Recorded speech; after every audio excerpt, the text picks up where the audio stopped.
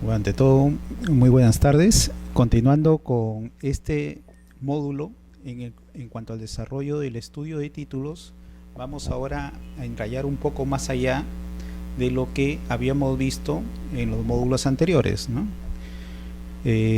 Hemos desarrollado aspectos del punto de vista teórico registral, ¿no? Hemos visto los alcances de los principios registrales, los efectos de la publicidad registral como fin de todo sistema que busca registros, el dar una publicidad jurídica, ¿no? Hemos visto, por ejemplo, el principio de publicidad material y también cómo a la par con la publicidad formal, hace que cualquier persona tenga acceso al contenido de las partidas registrales y de sus antecedentes, es decir, de los archivos registrales, ¿no? Hemos entallado a ver una diferencia entre el sistema registral peruano con otros sistemas registrales. Hemos visto principios que ha incorporado nuestro sistema registral basados en nuestra realidad, ¿no? Los efectos de estos principios registrales en cuanto a la calificación y en cuanto a los efectos producidos una vez de la inscripción, cuando ha pasado por este filtro de calificación y el registrador brinda publicidad de los actos rogados, ¿no? Así tenemos el principio de legitimación, ¿no? Que se presume exactos y válidos todo el contenido que se encuentra publicitado en las partidas registrales. Hemos visto los beneficios de quienes se amparan en la fe pública registral, y también hemos visto el derecho de oponibilidad que tienen los actos registrados en referencia a los no registrados y el derecho que ampara el registro mediante el sistema. Hemos entallado también un poco de ver las garantías del sistema registral, y dentro de ellos hemos visto la seguridad jurídica que brindan las inscripciones, ¿no? Y en este sentido se ha explicado que la seguridad jurídica brinda dos aspectos. Básicamente la publicidad registral, al ser una publicidad jurídica, está entallada de ciertas garantías. Dentro de ellos permite que las personas puedan comercializar, puede haber compras-ventas, puede desarrollarse actividades privadas económicas en base a lo que registros publicita y brinda, amparado en la fe pública registral. A esto se le llama lo que es seguridad dinámica, es decir, todo ese movimiento económico y comercial que el Estado ampara en lo que publicita por las partidas registrales brinda seguridad jurídica en el aspecto dinámico. Y también la seguridad jurídica en el aspecto estático, en el sentido que yo, siendo titular de un derecho inscrito, nadie puede transferir mi propiedad sin mi consentimiento, ¿no? Entonces también tenemos otro aspecto de la seguridad jurídica en el punto de vista estático. Hemos también entrado a detallar ya en un segundo módulo lo referente al procedimiento registral, desde el momento que se presenta un título a registros públicos y da inicio a todo el procedimiento, ¿no? Hemos entallado a ver los aspectos de calificación por parte de la primera instancia, es decir, del registrador público, y los aspectos de la calificación en la segunda instancia por los vocales integrantes del tribunal registral. Los alcances de la calificación y también las limitaciones que se tiene al momento de calificar.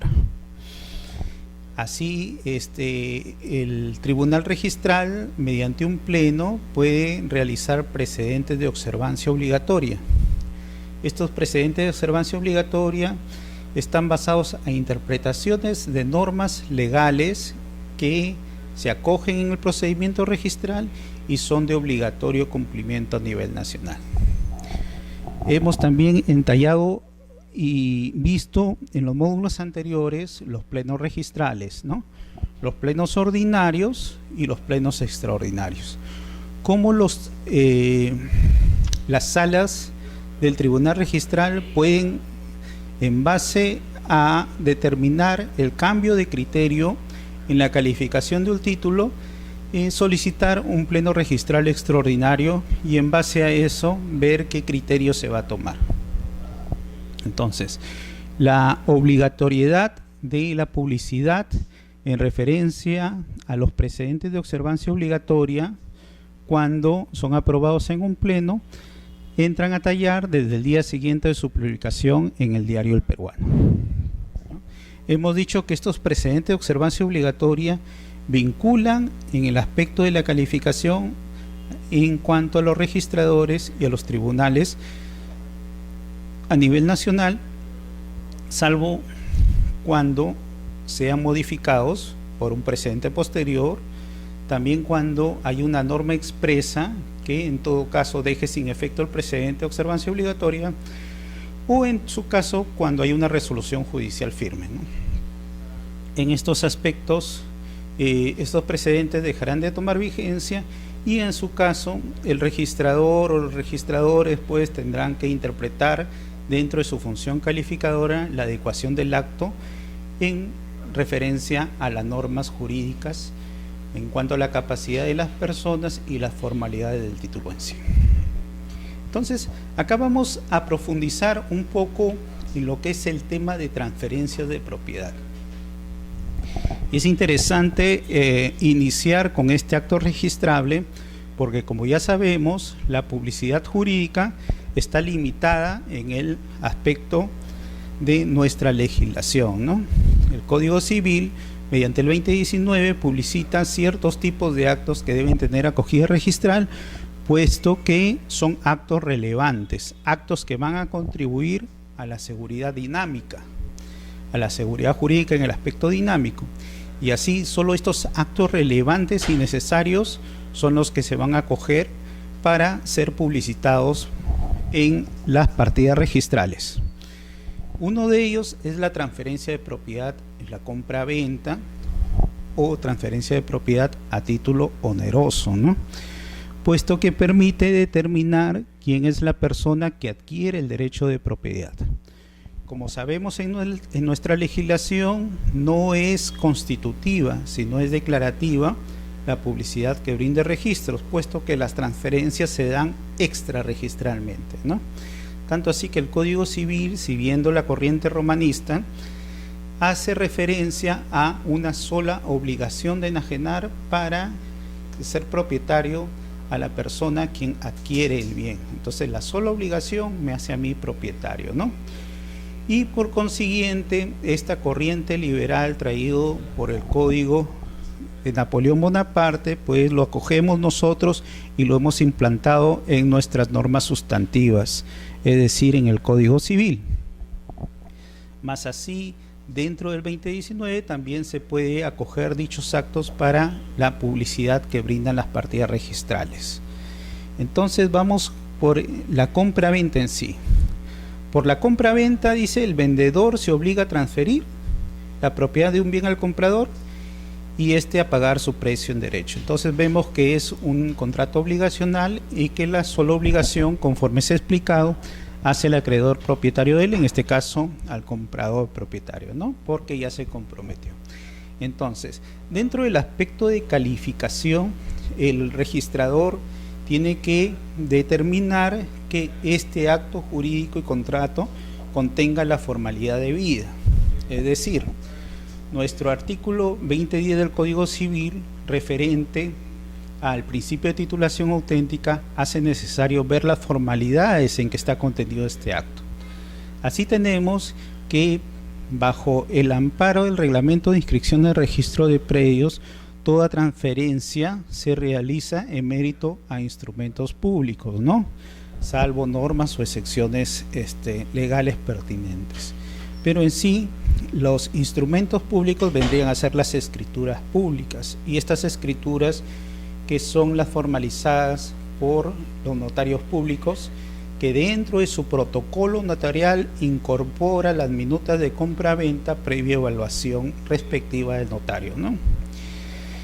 En el caso peruano y en el aspecto ya jurídico notarial, pues el notario tiene la obligación de orientar a las partes para ver que el contrato se está efectuando en la forma legal respectiva, ¿no? Y por el principio de inmediación, el notario público verá la capacidad de las partes y en todo caso la correspondencia en referencia al pago de tributos por la ley de tributación municipal. Así tenemos, él verá que el comprador, que es la persona que está adquiriendo el bien, realice el pago del impuesto de alcabala, ¿no? Este impuesto municipal se paga en el SAT actualmente o en las municipalidades y tiene por efectos, porque hay un requerimiento por parte del patrimonio de la persona que está comprando y por consecuencia pues demuestra una suerte de incremento patrimonial y por consiguiente realiza el pago del impuesto por la adquisición de ese bien. Entonces, este pago de alcabala, nuestra normativa lo refiere a cargo del comprador y el notario verificará el mismo. En cuanto al vendedor, el vendedor deberá pagar lo que se denomina el impuesto predial de todo el periodo anual respectivo, ¿no? Y por consiguiente también el notario público verá que se haya realizado el pago del impuesto respectivo. Ahora, la particularidad de nuestro sistema notarial peruano es que en el caso de transferencia de propiedad, la elaboración de la minuta la realiza un abogado, que no es el notario. Entonces, el notario en estos casos se encuentra un poco limitado en cuanto a su función como notario latino a efectos de redactar el instrumento público, mas no en sí es soslayado de todas sus funciones, porque él tendrá que identificar en primer término a las partes, ¿no? Y con ello la obligación actualmente con la identificación biométrica que se realiza en la notaría. Tendrá que ver la capacidad de las partes, ¿no? Interrogará a las partes bajo el principio de inmediación y verá la capacidad y la disposición que tienen las partes para poder transferir. Y dará fe pública de que no ha habido coacción, ¿no? Y que estas partes están interviniendo libremente. Incorporará dentro de su protocolo notarial la minuta de compra-venta y verá los pagos de los impuestos respectivos. Y hemos hablado del pago del impuesto de alcabala y el pago del impuesto predial. Dentro de esa referencia extenderá el instrumento público notarial, ¿no? Que básicamente es la escritura pública, que lo que hace referencia es que esa minuta ha sido incorporada al protocolo notarial. Entonces dará a las partes un testimonio que básicamente es la constancia que la minuta ha sido incorporada dentro del protocolo. Y cuando las partes decidan, se extenderá el parte notarial respectivo para efectos de hacerlos llegar a los registros respectivos, ¿no? En este caso, el registro de propiedad inmueble. Y la presentación que se realiza en caso de las compras-ventas en la actualidad está basado en una presentación cautiva, es decir, una presentación a cargo del notario público. Los notarios tienen en la actualidad dependientes de la notaría, que son las personas que lo auxilian en el desarrollo de su función notarial, y han sido acreditados como presentantes por el notario para efectos de realizar estos actos fácticos y materiales de la presentación de los partes notariales. Más, por el decreto legislativo 1049, ¿no? se ha podido determinar que incluso si las partes lo acuerdan así, sea otra persona quien realice esta labor de presentación de las partes ante registros públicos. En el caso del aspecto de la calificación por parte de estos actos de transferencia de dominio, ¿no? De compra-venta, el registrador verá en primer término que la formalidad se haya cumplido y la presentación se haya seguido conforme a las normas referidas de la presentación cautiva, ¿no? Verá que haya sido el presentante, el representante de la notaría, o en su caso el mismo notario, o por consiguiente bajo excepción las personas que las partes han designado para que presenten el parte notarial a los registros públicos, determinando el nombre y el documento de identidad de identificación del presentante respectivo. Esta referencia en cuanto a las formalidades está dado bajo la ley del notariado, ¿no? Decreto Legislativo 1049.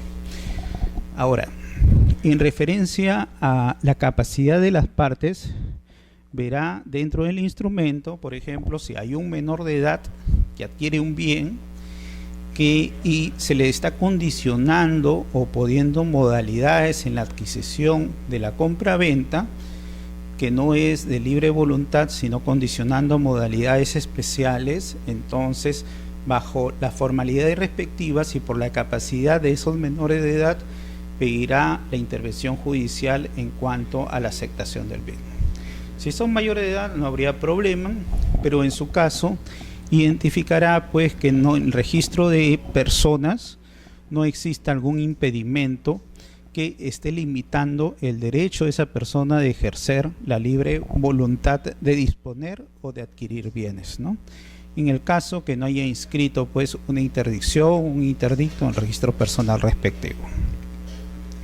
Si los que son titulares registrales es una sociedad conyugal, verá que intervengan ambos, ¿no? Y en todo caso que el precio esté debidamente referido dentro del instrumento público respectivo. Entonces, primero las partes, la capacidad de las partes, el precio y lo más importante, el objeto del contrato, ¿no? Se da con mucha frecuencia que dentro de las transferencias de propiedad no se identifica debidamente el objeto, o sea, el bien inmueble. Y dentro del proceso de calificación, el registrador verá que las partidas registrales coincidan, que en su caso esté plenamente identificado el bien, y si es parte de un bien, o sea, tengo un terreno de 200 metros cuadrados y me están transfiriendo a mí solo 100 metros cuadrados por este contrato de compra-venta, seguro el registrador, bajo el principio de especialidad, ¿no?, dirá: señor, como acto previo, para poder identificar correctamente el bien y poder aperturar una partida por ese área menor que usted está transfiriendo, realice la independización respectiva, ¿no? Y por consiguiente se tendrá que realizar la subdivisión o independización respectiva. Otro sería el criterio: si bien se está transfiriendo material o físicamente parte del bien, pero dentro del instrumento público se hace referencia a que se está transfiriendo acciones y derechos, es decir, cuotas ideales y no materiales, referencia al bien, entonces el registrador no tendrá ningún impedimento por acoger esa inscripción, siempre y cuando esté determinado correctamente el porcentaje de derechos y acciones que se refiere en referencia a todo el predio, ¿no?, al 100%. O sea, de mis 100% de derechos y acciones, yo quiero transferir solo el 20%, por consiguiente, el comprador adquirirá el 20% y yo me quedaré con el 80%. Entonces, vemos que es importante la evaluación de las formalidades del título, la capacidad de las partes, la adecuación con el antecedente registral, en su caso, y también la identificación del objeto, ¿no?, tanto con la partida registral, con sus antecedentes registrales, o en su caso partidas vinculadas. Por ejemplo, si yo estoy comprando de una persona que refiere ser representante o apoderado del propietario, entonces dentro de la minuta haré referencia que estoy comprando a tal persona que cuenta con esas facultades. Dentro del proceso de calificación registral, el registrador tendrá la obligación de ver que en esa partida del poder esté identificado correctamente esa persona y tenga esos poderes suficientes. Es decir, hay partidas vinculadas al acto que provienen de otros registros, en este caso el registro de mandatos y poderes, pero serán necesarios al momento de la evaluación para la inscripción de esa transferencia, de esa compraventa. Bajo las normas municipales se determinó la referencia y obligación por parte de los notarios públicos y en su caso primigeniamente de los registradores para verificar el pago de impuestos. Pero En su caso, mediante la ley 29566 se modifica el artículo 7º del texto único ordenado de la Ley de Tributación Municipal, donde se hace referencia que en su caso, mediante una única disposición transitoria, se refiere lo siguiente, ¿no? Disposición modificatoria habla del artículo 7º del texto único ordenado de la Ley de Tributación Municipal, ¿no? Donde se refieren en su artículo 7º, los notarios públicos deben requerir que se acredite el pago de los impuestos señalados en los incisos B, C, A, B y C del artículo 6º, en caso que se transfieran bienes gravados con dichos impuestos, para la inscripción o formalización de actos jurídicos. La exigencia de acreditación del pago se limita al ejercicio fiscal en que se efectúa el pago, dice, ¿no? Y se pretende inscribir, formalizar, aun cuando los periodos vencidos no se hubieran producido. Entonces, acá tenemos una obligación bajo la norma de la ley 29566 para los notarios públicos, en referencia a los impuestos. Pero ¿y qué pasó con esa referencia que tenían que los registradores también debían realizar la constatación sobre el pago de los impuestos? Como vemos, esta limitación ha sido impuesta, o esta función fiscalizadora en la actualidad ha sido impuesta solo a los notarios públicos, y por consiguiente en el ámbito registral ya no se realiza dicha referencia en cuanto al pago de impuestos. Esto se da en base a la ley 29566, denominada ley que modifica disposiciones con el objeto de mejorar el clima de inversión y facilitar el cumplimiento de obligaciones tributarias. Básicamente, dentro de la función calificadora, antes los registradores públicos tenían esa función de ver el cumplimiento de las obligaciones tributarias, y muchas veces este cumplimiento, como la calificación registral es una calificación exhaustiva, se veía perjudicado con diversos tipos de observaciones en cuanto a la identificación del pago de impuestos con los antecedentes o las partidas registrales, porque en muchos casos las direcciones consignadas en las municipalidades eran diferentes a las direcciones que se tenían dentro de la partida registral, y se pedía actos previos de adecuación, modificación, y muchos de los títulos eran observados. Bajo el amparo de la ley 29566 dispone en su artículo 9º precisión acerca de la función registral. Ojo, la función registral de calificación se encuentra sujeta a lo dispuesto en el artículo 2011 del Código Civil, ¿no? Que es el principio de legalidad, el principio de calificación registral, así como a reglas y límites establecidos en los reglamentos y directivas aprobados por la Superintendencia Nacional de los Registros Públicos, de SUNAR. Ojo, no constituye parte ni responsabilidad de la función registral la fiscalización del pago de tributos ni de los insertos correspondientes que efectúe el notario. Entonces, con esto se está, mediante una ley posterior, modificando la referencia del artículo 7º de la Ley de Tributación Municipal, que refería también el ejercicio de la función fiscalizadora a los notarios públicos, y en su caso precisando que la función registral en estos aspectos ya se va a ver limitada y los registradores no debían entallar en lo que es el pago de tributos.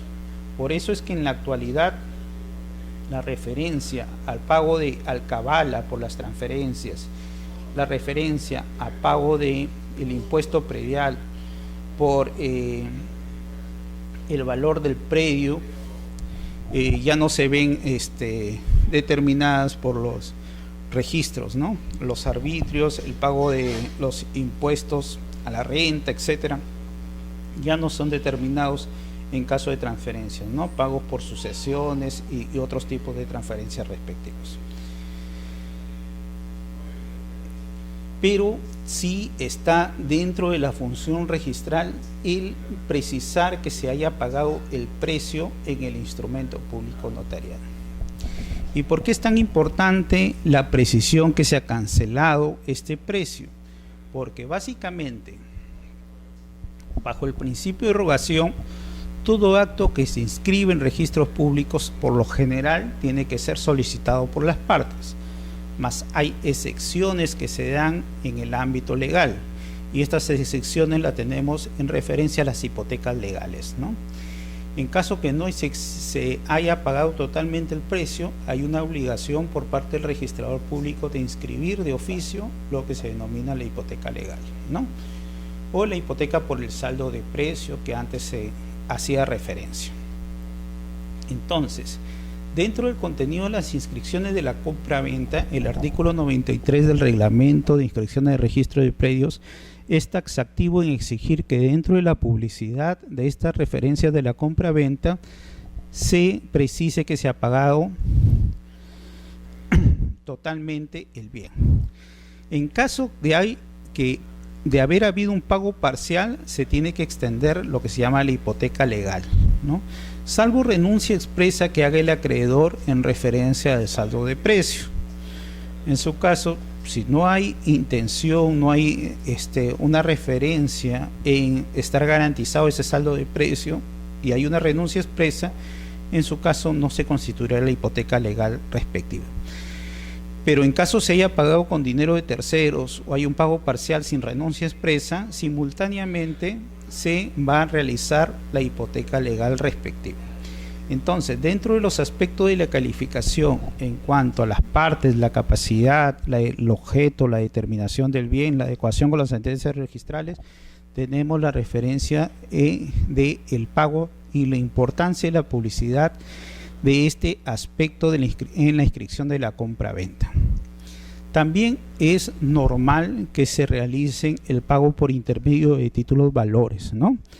Así, bajo el amparo de las disposiciones notariales en compras-ventas donde excedan los 5.000 soles, ¿no? Se hace referencia que se realice el pago con cheques de gerencia. Pero esos pagos, por más que se realicen con cheques de gerencia en instancias de la transferencia a nivel notarial para acreditar el pago del saldo de los precios de la compra-venta, sin embargo, si no se realizan con cláusulas de efectos cancelatorios, donde la parte compradora diga: con esto yo pago, y la parte vendedora: yo acepto y otorgo referencia que con esto queda cancelado el precio totalmente, se tendría que expedir la hipoteca legal respectiva, o en su caso, o dejar referencia que no se haya cancelado totalmente si es que ha habido un pago parcial mediante este tipo de títulos valores, ¿no? Se acredita la inscripción, se deja constancia cuando también se acredita mediante declaración jurada de vendedor con firmas certificadas del propietario del pago respectivo. O se presenta la constancia de pago emitido por la entidad financiera contra la cual se giró el título valor, ¿no? Entonces el cheque dice pagado, se da una constancia que ha sido totalmente pagado el precio y con eso se puede extender lo que se llama la compraventa definitiva sin hipoteca legal. En su defecto, se procederá a inscribir de oficio la hipoteca legal respectiva. Como hago referencia, esta es una de las excepciones al principio de rogación y por la cual los notarios sí están obligados a hacer referencia de los efectos cancelatorios para que no se inscriba la hipoteca legal, si no, los registradores lo deberán inscribir de oficio.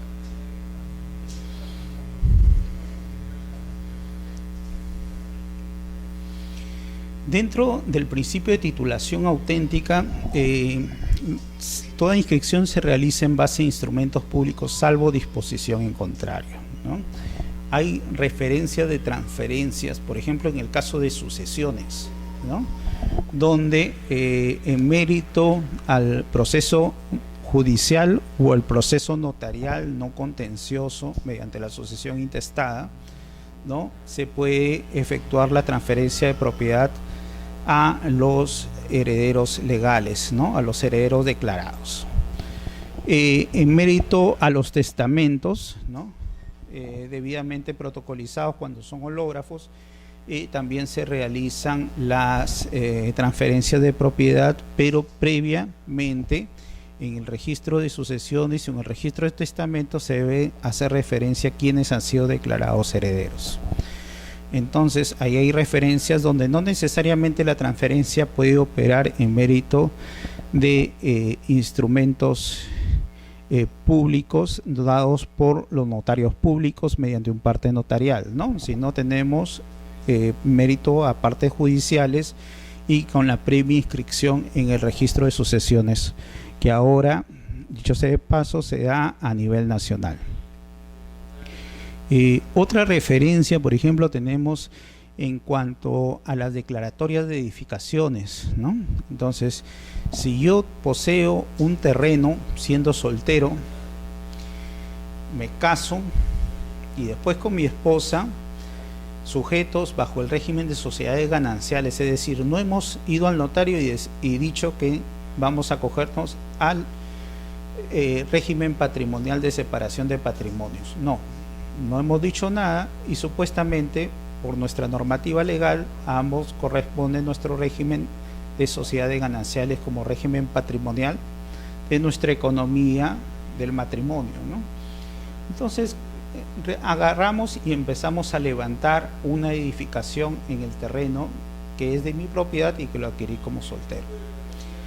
Esa edificación, básicamente, cuando voy a registros y la declaro y el registrador advierte esta referencia que la edificación se ha hecho posterior al matrimonio y estoy sujeto bajo el régimen de sociedades gananciales, va a solicitar la intervención de la sociedad conyugal, porque en este caso, en base al artículo 310 del Código Civil, se va a hacer la adjudicación a favor de las sociedades gananciales por la edificación que se ha efectuado sobre el terreno en bien propio de uno de los cónyuges. En este caso también tenemos una excepción en la referencia a la formalidad de pedir partes notariales para efectuar la transferencia respectiva. En su caso, por lo general, siempre son partes notariales. Los partes, como ya se expresó, están actualmente bajo la presentación cautiva y tienen que ser presentados por el notario o sus dependientes, ¿no?, salvo las excepciones que puede ser realizado por un tercero cuando las partes convienen en ello. En su caso, de los notarios que han fallecido o que han dejado de ser notarios por alguna causa y su protocolo se encuentra en el Archivo General de la Nación, se extenderá mediante los testimonios, pero no quitan a que se haga la referencia de quién va a ser la persona que lo va a presentar en el registro y con la debida identificación de su documento nacional de identidad. En este caso, la formalidad del instrumento público es parte de la calificación. Está normado por el principio de legalidad 2011 del Código Civil, está normado por el título preliminar del Reglamento General de los Registros Públicos, ¿no?, título quinto, está normado en los artículos 31, 32 y siguientes del Reglamento General de los Registros Públicos. Entonces vemos que la formalidad del instrumento es parte de la calificación, así como la capacidad, así como las funciones de la calificación de la adecuación del título con los antecedentes registrales y con sus partidas vinculadas, respectivamente. La compra-venta garantizada es interesante puesto que hay muchas transferencias que se realizan antes de culminar el proceso de habilitación urbana. Actualmente, la norma que rige el proceso de la habilitación urbana es la 29090. Antiguamente había otras normas que permitían en la primera etapa de la habilitación urbana, cuando existía construcción simultánea, y se permitía la venta garantizada, en su caso, o la libre venta de los lotes en la primera etapa, se pueda anotar preventivamente estas transferencias, ¿no? Entonces, estas transferencias en la actualidad, cuando vemos compra-venta garantizada en registros públicos, vemos que están anotados preventivamente. ¿Esto qué significa? Significa que no ha culminado el proceso de habilitación urbana. Y por consiguiente, mientras no se realice la culminación del proceso, que se denomina recepción de obras, estas anotaciones tendrán esa calidad, ¿no? Una vez culminada la etapa del proceso de habilitación urbana, esto es la recepción de obras, estas compraventas se convertirán en transferencias de propiedad definitivas. Y bajo ese aspecto tiene que ser calificado dentro del ámbito registral, ¿no? Con el título en cuanto a los antecedentes registrales. Cuando existe ya una habilitación urbana culminada, es decir, cuando se ha inscrito la recepción de obras, en ese caso sí se podrá inscribir las compraventas definitivas. Antes, en las compraventas garantizadas, solo se permite en la primera etapa cuando se encuentra o se haya establecido la libre disponibilidad por parte de la autoridad municipal sin requerir la recepción de obra respectiva, ¿no? Este es otro aspecto de la compraventa. La compraventa con pacto de reserva de propiedad. Es decir, cuando se inscribe el pacto de reserva de propiedad en el rubro de cargas y gravames, y esto no va a impedir que se puedan efectuar posteriores transferencias, pero ojo, ese pacto de reserva de propiedad, como ya está publicitado en el rubro de cargas y gravámenes, cuando se inscribe el asiento respectivo de incorporación de esa transferencia de la reserva del ejercicio del derecho de reserva de propiedad, entonces se hará referencia que esta transferencia de propiedad tiene prioridad protegida por el pacto de reserva de propiedad inscrito. Es otro de los sistemas de publicidad de los derechos de transferencia de propiedad con pacto de reserva de propiedad. Las transferencias de cuotas ideales de un predio, ¿no? Es decir, estos famosos derechos de copropiedad que se dan entre diversas personas, ¿no? La copropiedad básicamente es un derecho que se ampara cuando existe dos o más personas sobre un mismo bien ejerciendo el título de propietario. Nuestro sistema registral peruano ha acogido este sistema provisional, puesto que esto surge de a veces en forma involuntaria de las partes, en el caso típico de una sucesión intestada, ¿no? O de una sucesión. Entonces, papá fallece y heredan todos los hijos, y legalmente todos heredan con el mismo derecho de propiedad en cuotas ideales proporcionales, ¿no? Si el papá era casado, la esposa prevalece o se queda con el 50% del bien, y la diferencia ella integraría una parte más de los integrantes de la masa hereditaria, y también el otro 50% sería compartido entre ellas con los demás hijos que hubieran tenido. Como vemos, el derecho de transferencia de propiedad acá se da antes de darse la división y partición, pero lo que busca nuestra normativa es que ese derecho de copropiedad sea un derecho provisional, puesto cuando se tiene un derecho de copropiedad por mucho tiempo dentro de un mismo bien, esto imposibilita el ejercicio libre del derecho de propiedad, que es un ejercicio pleno por cada uno de los integrantes, ¿no? Por consiguiente, puede ser terminado en cualquier momento a libre voluntad de las partes mediante la división y partición. Pero también puede ser pactado que las partes decidan el reservarse el ejercicio de la división y partición en el término de 4 años, y en su caso no ejercerán ese derecho pleno del ejercicio de propiedad que tiene cada uno, ¿no?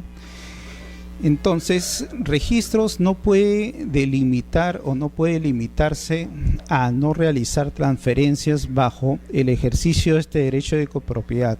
Y por lo tanto, estas cuotas ideales que uno adquiere por el derecho sucesorio pueden ser transferidos libremente por las partes en cuanto ellos son o ejercen un derecho pleno de propiedad sobre esa cuota ideal.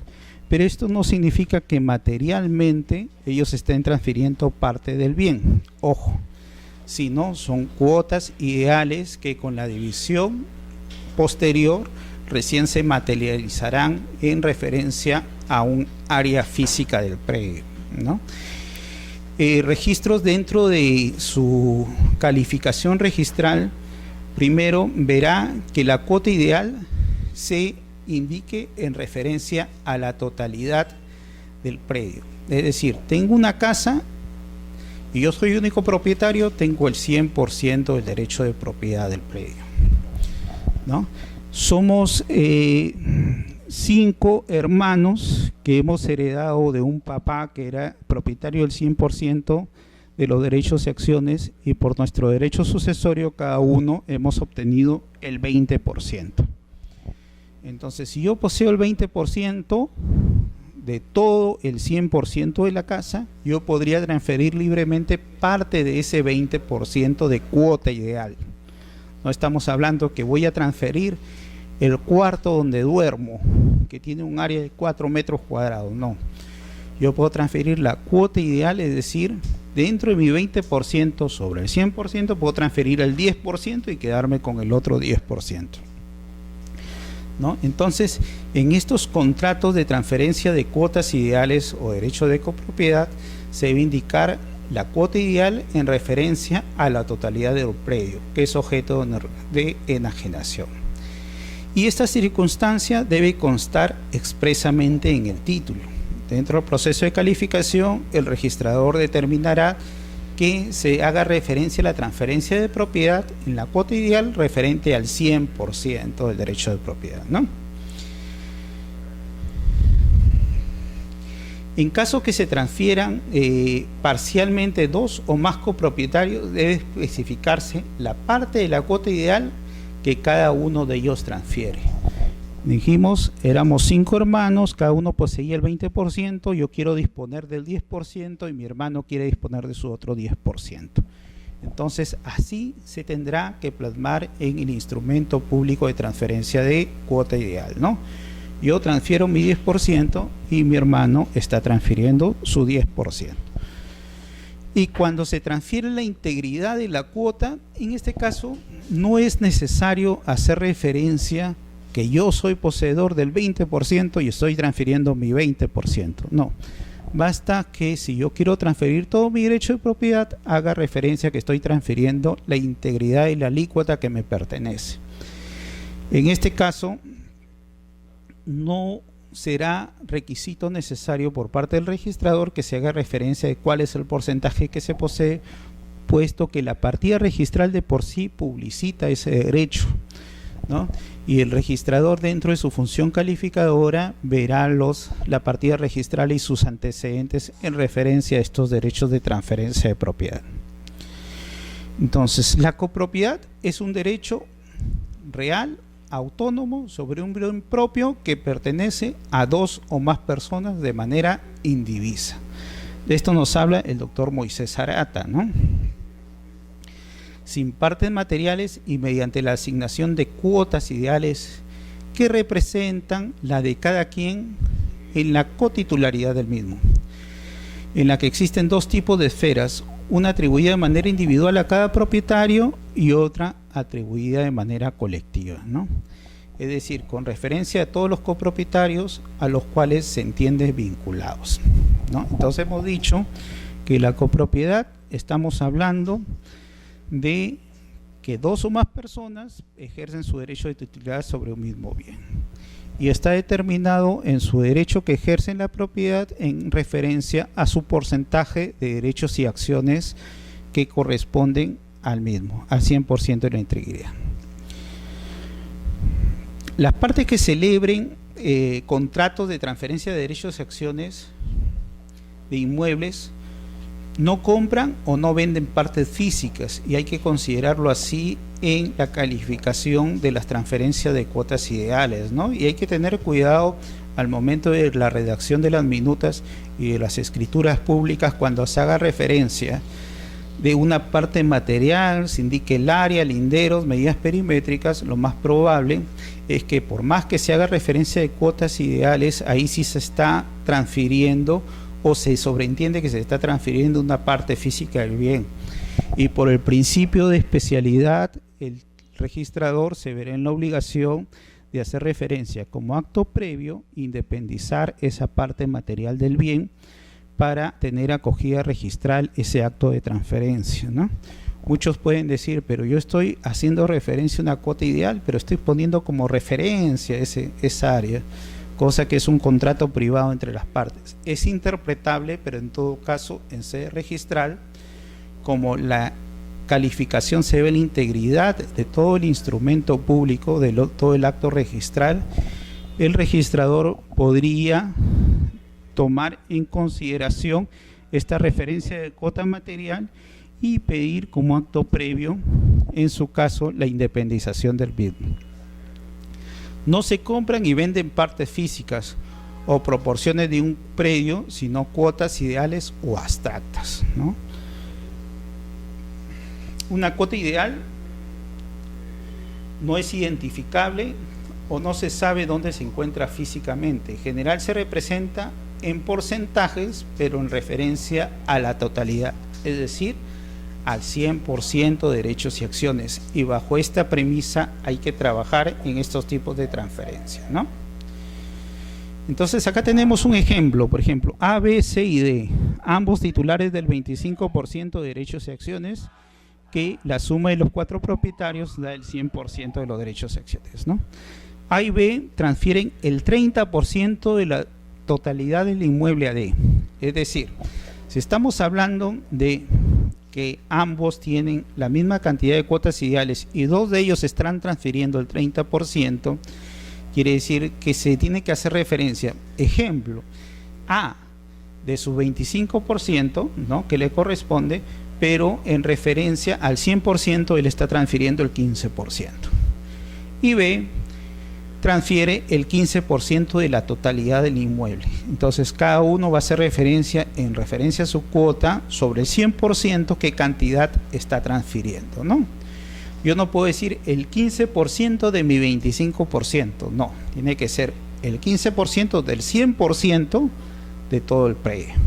Y por consiguiente cada uno se quedaría que era propietario del 25% y transfiere el 15%, ¿no? Entonces se quedaría con el 10% cada uno, ¿no? Y sin embargo D, que era propietario del 25%, ¿no?, al adquirir el 30% ya se incrementaría su 25 más 30, 55% de la totalidad del inmueble, ¿no? Pero si A y B hacen referencia, yo quiero transferir toda mi cuota ideal, o yo transfiero la integridad de mis derechos y acciones que me pertenece, de la cuota ideal que me pertenece, por consiguiente se entiende que cada uno estaría transfiriendo su 25% respectivamente.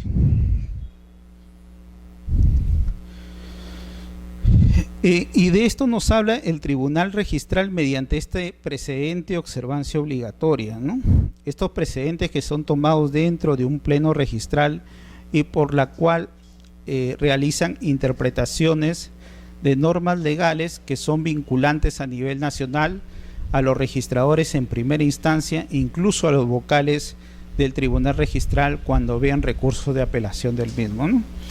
Y así el precedente de observancia obligatoria dice: cuando se transfiere la integridad de la cuota ideal que le corresponde a uno de los copropietarios del bien, no se requiere consignar expresamente en el título el porcentaje transferido, ¿no? Entonces, bajo este alcance vemos la referencia en cuanto, si yo no especifico dentro de mi compra-venta de mi cuota ideal que estoy transfiriendo solo tal porcentaje del 100%, se va a entender Si yo hago referencia a que transfiero mis cuotas ideales sobre el bien, se está entendiendo que está transfiriendo la integridad, y hay que tener mucho cuidado en la elaboración de las minutas bajo este aspecto. Las transferencias por dación en pago, ¿no? Es cuando una forma de pago de los tipos de obligaciones donde una persona, mediante una prestación diferente, ¿no?, realiza el pago de una obligación que tenía con A. Entonces, de existir acuerdo de voluntades entre acreedor y deudor, se podría operar este tipo de transferencias de dación en pago y por consiguiente tener la transferencia de el bien inmueble respectivo. Pero ojo, en este caso la diferencia del dinero del obligado, salvo renuncia expresa, también constituirá hipoteca legal respectiva, si es que con esta transferencia del bien no se está pagando la integridad de la obligación que uno tenía sobre el bien, ¿no?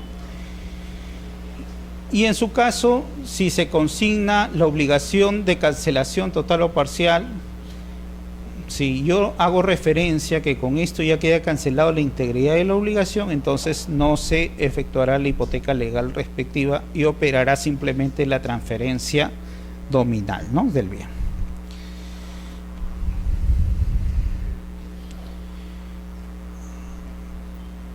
Acá tenemos un precedente de observancia obligatoria dado el 2011, por la cual también limita en cuanto a la calificación registral aspectos fácticos o de fondo que deberían tener la compra-venta en cuanto a transferencias a calidades de socios, asociados o comuneros, ¿no? Dice, cuando los representantes tienen facultad de disposición a favor de los socios, asociados o comuneros, no constituye objeto de la calificación verificar la calidad del socio, asociado o comunero de la persona a favor de la cual se efectúe el acto de disposición, ya que tales calidades no son inscribibles. Es correcto, ¿no? En cuanto una sociedad anónima se constituye si hace referencia a quienes integran o quienes tienen derechos sobre esa sociedad y en qué porcentaje respectivos. Pero en referencia a la transferencia de mis acciones sobre esa sociedad, simplemente se anotan en el libro de matrículas de la sociedad, mas no es acto inscribible en la publicidad, a diferencia de las participaciones que se dan en las sociedades especiales, ¿no? Sociedades de responsabilidad limitada, por ejemplo, ¿no? En las sociedades anónimas, simplemente en el libro de matrículas, la transferencia de asociaciones respectivas. En cuanto a los asociados, ¿no?, los integrantes de una asociación no son calificables o en su caso no son inscribibles dentro de la publicidad de las asociaciones, ¿no? Simplemente al momento de constitución de la asociación sí se debe hacer referencia a quienes van a integrar o quiénes son los asociados que van a integrar, a efecto de verificar su voluntad para constituir tal o cual asociación. Más si yo quiero transferir o yo quiero retirarme de la asociación o yo quiero incorporarme a una asociación, esos actos no serán registrables.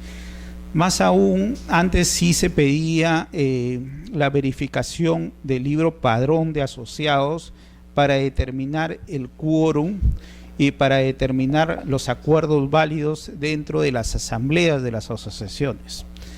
Actualmente las declaraciones juradas han trasladado esa responsabilidad al presidente de la asociación o en su caso al debidamente facultado por la junta directiva o por la asociación para dar fe de esos acuerdos.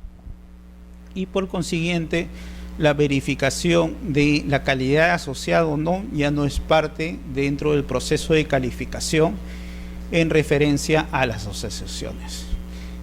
Peor aún, si en referencia a la elección de las juntas directivas o los acuerdos de las asociaciones o de las sociedades, no se verifica esos actos en una transferencia de propiedad realizada a favor de un socio asociado, no debería ser parte de la calificación por parte del registrador, porque implícitamente estaría abarcando más allá su calificación a determinar la validez de incorporación o no de tal asociado o tal socio a esa sociedad anónima.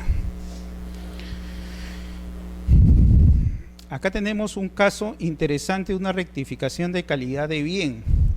Básicamente, cuando una persona adquiere un bien al título oneroso y hace referencia de un estado civil que no le corresponde, siendo, por ejemplo, yo hago referencia diciendo que soy soltero, pero en verdad soy casado, mi cónyuge, sujeta al régimen de sociedades gananciales, podría referir la incorporación y el cambio de calidad de bien para ella gozar de ese derecho legal de titularidad, porque uno cuando contrae matrimonio y no hace separación de patrimonios está sujeto a lo que la doctrina llama un consumo, ¿no? Deja de ser un patrimonio propio para ser un patrimonio autónomo constituido por la sociedad conyugal, ¿no? El esposo y la esposa como un consumo, y ellos son los titulares de esos derechos y acciones que se tengan por la transferencia de propiedad. Entonces, lo que faltaba ahí es un requisito de anulabilidad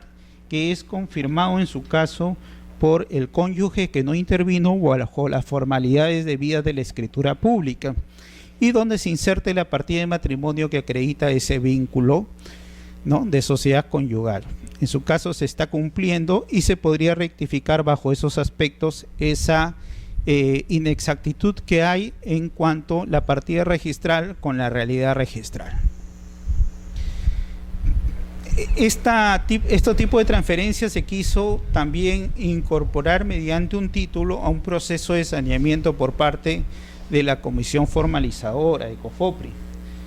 Más se determinó que en este caso COFOPRI, por más que la persona sea casada, los bienes los adjudicaba a título gratuito, puesto que era un proceso de regularización que hacía, en este caso, el saneamiento de titularidad, y por consiguiente no operaba este supuesto de transferencias como título oneroso respectivo, y no procedía a la rectificación de calidad de bien bajo ese ámbito si COFOPRI había valorado que la calidad era propio, no obstante que la persona o el adjudicatario haya sido casado.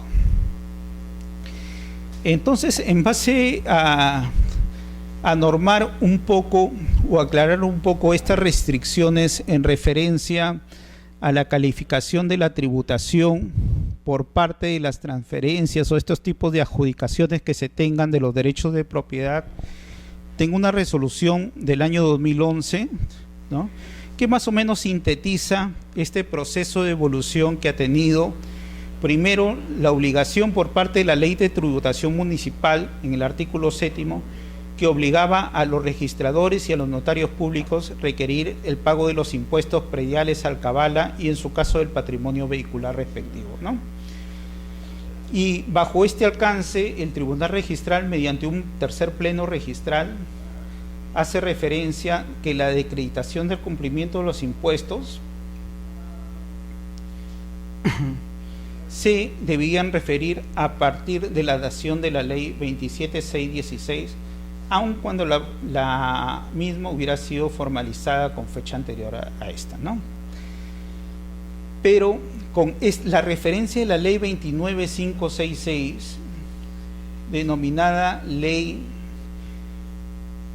de inversión o ley que mejora el clima de inversión y facilita el cumplimiento de obligaciones tributarias, ¿no?, se dan diversas modificaciones sobre la función calificadora en base a los tributos por parte de la calificación a cargo del registrador público, limitándolo en su artículo 9 a que ya no es responsabilidad de él el pago de estos o acreditar el pago de los mismos, ¿no? De este modo se establece que ya no forma parte de la función de la calificadora del registrador el pago de los impuestos, y en su caso el artículo 7º de la Ley de Tributación Municipal es variada y corregida en referencia a la acreditación ante registros públicos, mas no así a cargo del notario público. El notario público sí mantiene esa función fiscalizadora, ¿no? Y bajo el oficio notarial debe haber un control previo para acreditar el pago de alcabala y el pago del impuesto predial, ¿no? Este pago municipal y este pago de impuestos por los bienes que son transferidos de alcabala por parte del comprador porque él adquiere el bien, y el impuesto predial por parte del vendedor en cuanto a su obligación del pago dentro del ejercicio fiscal respectivo anual, ¿no?, que se debe tener. Si bien esta norma fue dado el 2010, la calificación de los mismos en tanto era un procedimiento que se estaba dando de ahí para adelante y que no repercutía en la parte sustantiva de la transferencia, sino en la parte adjetiva del procedimiento registral. Entonces incluso se aplicaba para trámites que aún estaban inconclusos, ¿no? En este sentido, el 12º pleno del Tribunal Registral, realizado en 2010, saca referencia al siguiente acuerdo. Dice: el artículo 9 de la ley 29566, que establece que no constituye parte ni responsabilidad de la función registral la fiscalización del pago de tributos ni los insertos correspondientes que efectúa el notario, es aplicable inmediatamente incluso para títulos en trámites. En consecuencia, varias de las observaciones dadas por los registradores basados en plenos del Tribunal Registral precedente de observancia obligatoria anteriores fueron derogados y dejados sin efecto. Dentro de estos plenos tenemos o podemos hacer referencia históricamente a precedente de observancia obligatoria, pero que dejaron de tener efectos por esta modificación que trajo la ley 29566, ¿no?, a la ley de tributación municipal. Así, por ejemplo, el tercer pleno, dado en el año 2003, sobre el pago de impuestos prediales, determinaba la obligación del registrador público de requerir se acredite el cumplimiento de pago del impuesto predial, alcabala y patrimonio automotriz en la solicitud de inscripción de transferencias de bienes gravados con impuestos que se presente para su inscripción a partir de la vigencia de la ley 27616, ¿no? Y bajo este amparo se determinaba el mismo. Otro precedente de observancia obligatoria dejado sin efecto por la ley 29566 lo tenemos en referencia al pago del impuesto de alcabala, pues. Y el pago del impuesto de alcabala era parte de la calificación el determinar la afectación o inafectación de dicho pago, puesto que habría que tener presente que dentro del proceso de transferencia de propiedad el que paga es el comprador, pero hay una parte inafecta que se debe restar al valor de la transferencia. Es decir, yo cuando realizo el pago de la alcabala voy al SAT y hago referencia. En cuanto a la compra-venta, el valor de la transferencia es tanto del costo que voy a pagar por adquirir este bien, y adjunto dentro de ellos copia simple del documento de transferencia y copia simple del autovalor. El SAT tiene que determinar dentro del proceso de evaluación de esta transferencia del pago de alcabala el valor que va a ser sujeto a el cálculo del impuesto del mismo, y sobre ello va a tomar como referencia una cantidad igual o mayor al autovalúo. O sea, si en la compra-venta pongo un precio mayor al autovalúo, en consecuencia ese importe va a ser referencia dentro del cálculo de el SAT para el pago del impuesto de alcabala. Pero si pongo un monto menor, la referencia será el importe del pago del autovalúo sobre el bien que se tiene a nivel municipal. Sobre ese importe se resta 10 UITs, ¿no? El 2014, 3.800 soles. Entonces, o 38.000 soles, disculpen. Entonces, 10 UITs estamos hablando. Y se le resta a este pago del valor del autovalú, o en todo caso de la compra-venta si es mayor al mismo. Y sobre ese resultado que se tiene, se saca el 3% y ese es el monto que se paga en referencia al pago de impuesto a lo que es la alcabala. Este resultado puede llegar a ser una inafectación por parte del pago porque al restarle las 10 UITs puede hacer que el valor de la transferencia sea menor y por consiguiente está inafecto al pago de alcabala respectivo. Esa era función del registrador público. En todo caso, no era necesario presentar la inafectación respectiva, sino basarse en el artículo 25 del decreto legislativo 776 respectivo, ¿no? En cuanto a los pagos de impuesto predial de transferencia por sucesión, es otra referencia que se tiene sobre los bienes gravados con el impuesto predial. Y es que se encuentran obligados a requerir el pago del impuesto respectivo, así sea transferencia por sucesión, que era gravable en el año 2003, ¿no? Este precedente de observancia obligatoria también es dejado sin efecto en cuanto a los supuestos de inefectación del impuesto de alcabala y en cuanto al pago del impuesto predial por la ley 29566.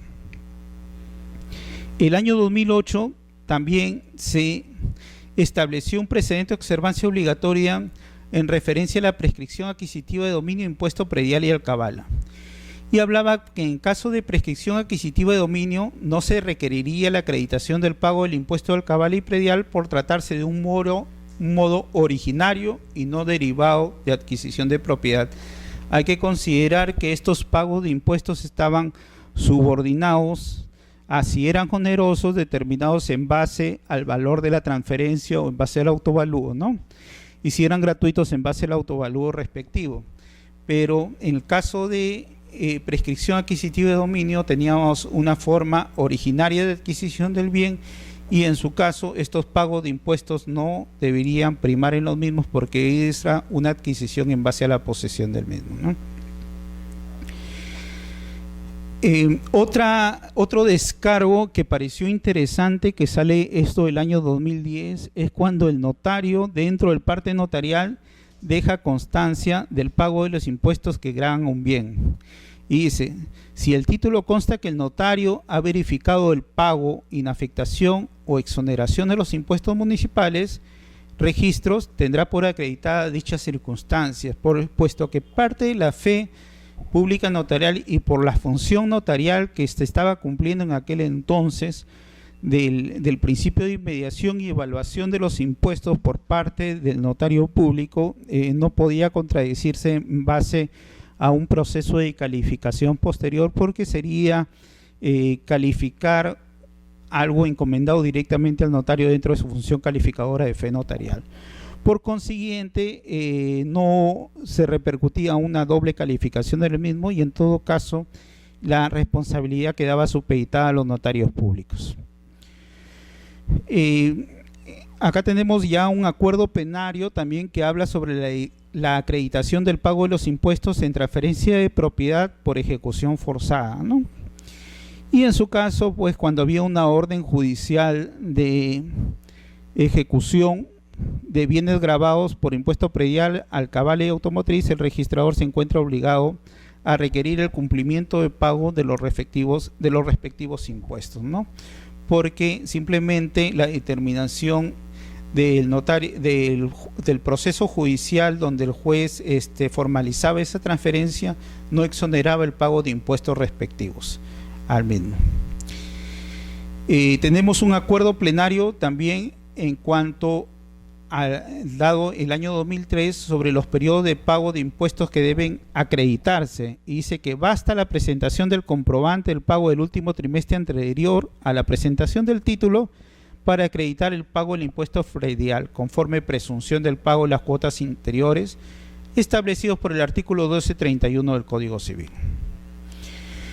Y este es el acuerdo plenario vigente que en la actualidad, haciendo referencia al artículo 9 de la ley 29566, establece que no constituye parte ni responsabilidad de la función registral la calificación del pago de los tributos ni insertos correspondientes que efectúe el notario, ¿no?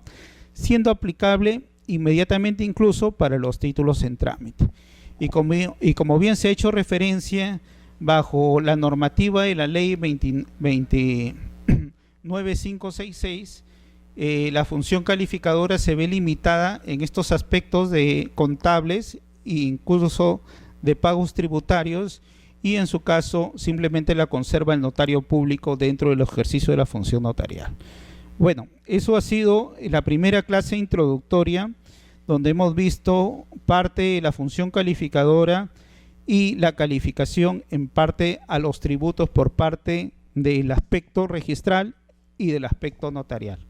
Posteriormente precisaremos otros aspectos relevantes de transferencia de propiedad y nos encaminaremos un poco más a explicar en caso del pago de los impuestos de alcabala, los impuestos prediales, ¿no?, respectivamente, y así tener un panorama amplio dentro del proceso de la función calificadora y dentro del proceso de formación por parte de los notarios públicos en la elaboración de los instrumentos públicos y la presentación a registros. Muchas gracias, nos vemos hasta la próxima clase.